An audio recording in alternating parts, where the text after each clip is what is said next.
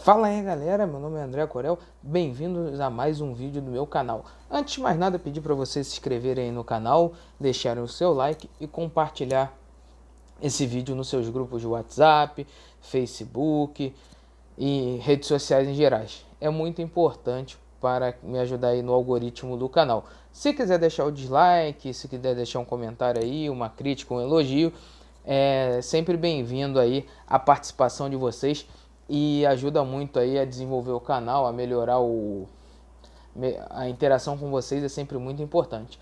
Bom, em notícia ontem à noite publicada pelo GE, o Botafogo anunciou a saída de Canu, zagueiro de 24 anos da equipe alvinegra, titular absoluto nessa temporada, por empréstimo para o Cruz Azul do México. O clube de General Severiano vai receber 400 mil dólares pelo empréstimo, cerca de 2 milhões e 100 mil reais, e o empréstimo vai até o final de 2021.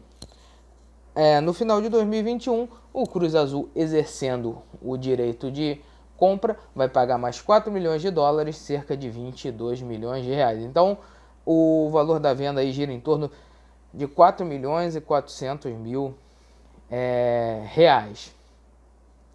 Canu tem 24 anos, um zagueiro que quase foi dispensado em 2018 ali, após uma passagem curta, mas catastrófica pela Cabo Friense, onde não jogou nenhuma partida. E a época Anderson Barros, hoje gerente de futebol do Palmeiras, que quis dispensar o jogador. Eduardo Barroca pediu para o jogador não ser dispensado, permaneceu na equipe.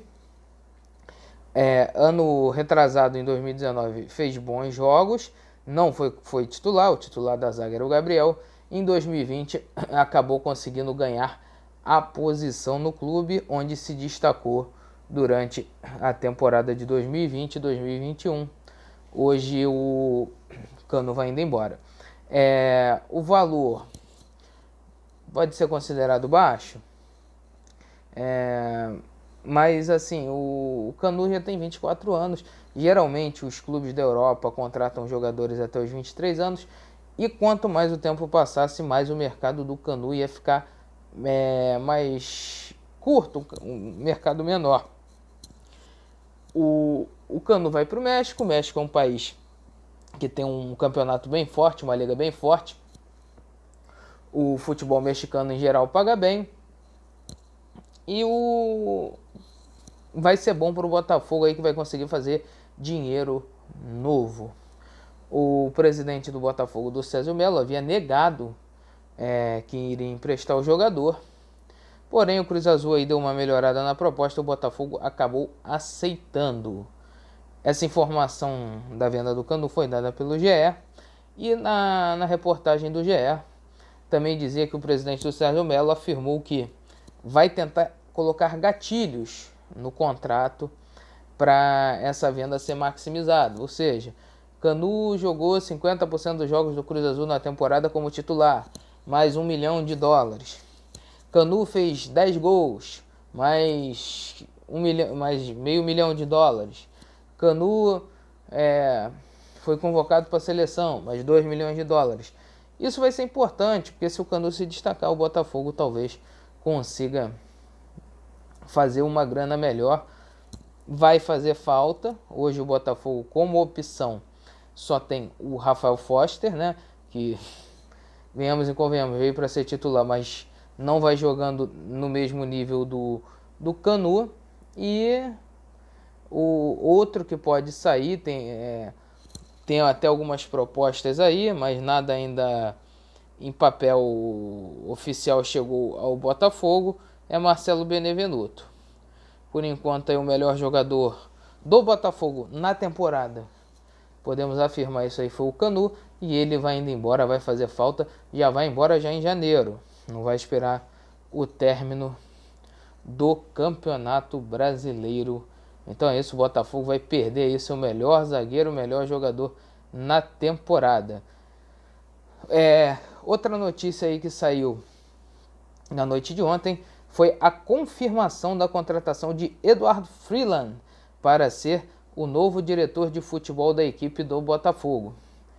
Eduardo Freeland estava no Flamengo, era diretor de futebol da base, foi para o Clube da Gávea para substituir Carlos Noval quando Carlos Noval se tornou diretor de futebol profissional. Ele retorna ao Botafogo após 3 anos. No Botafogo, o Freeland foi campeão brasileiro sub-20 em 2017 com o treinador Eduardo Barroca. E esse vai ser o primeiro trabalho profissional do Freeland, já que ele trabalhou sempre com as categorias de base. Ele trabalhou, ele venceu lá o Campeonato Brasileiro com o Botafogo, tem uma ligação com o Barroca. Além do título do Botafogo, ele também venceu o Brasileirão Sub-20 pelo Cruzeiro em 2017 e pelo Flamengo em 2019. O currículo dele nas categorias de base do Eduardo Freeland é muito bom. Porém, é aquilo que eu disse até no outro vídeo lá, quando ainda estava em especulação o nome dele. Base é base, profissional é profissional. Será que o Freeland vai conseguir o mesmo sucesso no profissional que ele conseguiu na base? É um cara jovem, é um cara que vai entrar num clube numa crise talvez a maior da sua história. Vai ter que decidir a permanência ou não de um treinador que ele tem certa ligação, mas que a torcida já não aguenta mais, além de ter que decidir pela manutenção ou não do Túlio Lustosa.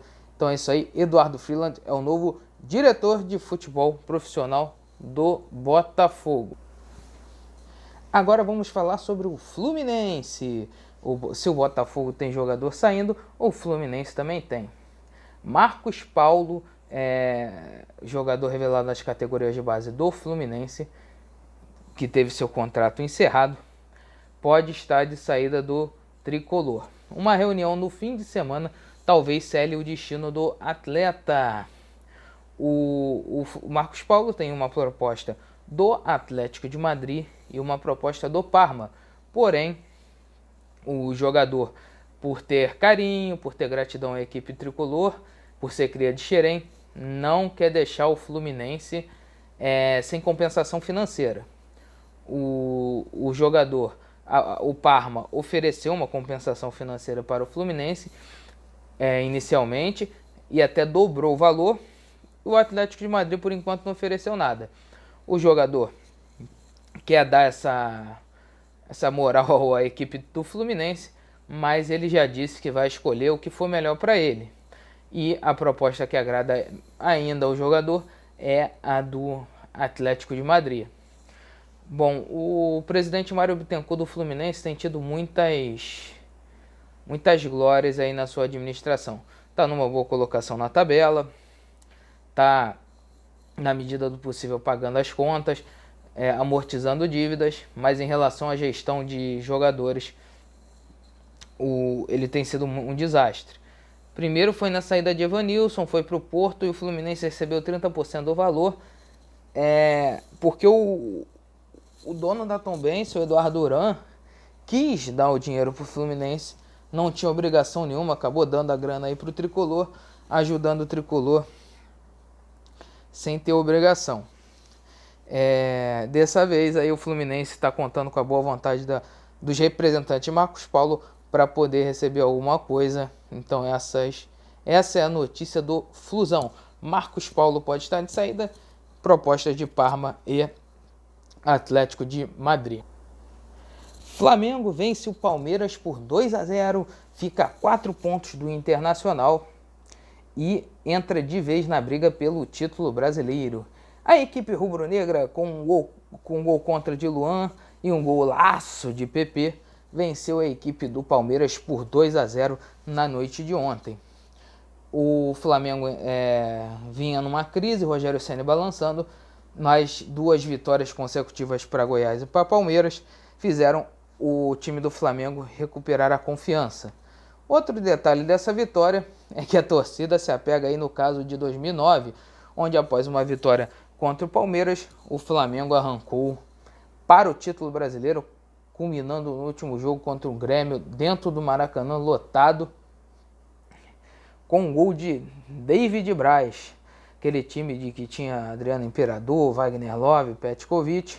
O Flamengo se apegando aí na sua história para buscar o título brasileiro. Após goleada sofrida por 4-1 para o Bragantino em Bragança Paulista e ontem à noite com a vitória do Fortaleza, o Vasco da Gama cai para a 17ª colocação e entra novamente na zona de rebaixamento. O clube comandado por Vanderlei Luxemburgo, após bela vitória contra o clube do Botafogo, vencendo o Botafogo por 3-0 e ali praticamente sacramentando o rebaixamento do clube alvinegro, volta novamente à zona de rebaixamento após 2 derrotas consecutivas. Uma para o Curitiba, um dos clubes que está praticamente rebaixado, ainda tenta aí com a chegada do novo treinador se agarrar em algum fio de esperança, está 6 pontos ali do Vasco, que é o primeiro dentro da zona de rebaixamento, 6 pontos também do primeiro fora da zona de rebaixamento, mas tem 2 clubes ali na frente do Curitiba para sair da zona de rebaixamento. O Vasco volta à zona de rebaixamento, voltando àquela zona da confusão. O próximo jogo da equipe do Vasco da Gama é um jogo dificílimo contra o 4º colocado Atlético Mineiro, equipe que acabou de empatar com o Grêmio, equipe de Jorge Sampaoli, que vem vacilando, mas é uma equipe muito superior à do Vasco da Gama. E não sei se o Vasco da Gama vai conseguir vencer. O jogo é em casa, sábado, dia 23 às 21 horas. Vai ser um jogo difícil. Caso o Vasco não vença, o próximo jogo é contra o Palmeiras. Então, assim, a sequência do Vasco é braba. Uma vitória em casa contra o Atlético Mineiro é ideal, já que o jogo contra o Palmeiras é no Allianz Parque. E quando se entra na zona de rebaixamento, começa-se a pesar as pernas, ficar complicado sair. Então, Vasco aí de volta à zona de rebaixamento. Essas foram as notícias dos clubes do Rio de Janeiro. Antes de me despedir, vou pedir para vocês deixarem um like, compartilharem o vídeo, se inscreverem no canal e ativarem o sininho para as notificações dos próximos vídeos. É isso aí, pessoal. Valeu, um abraço, fui!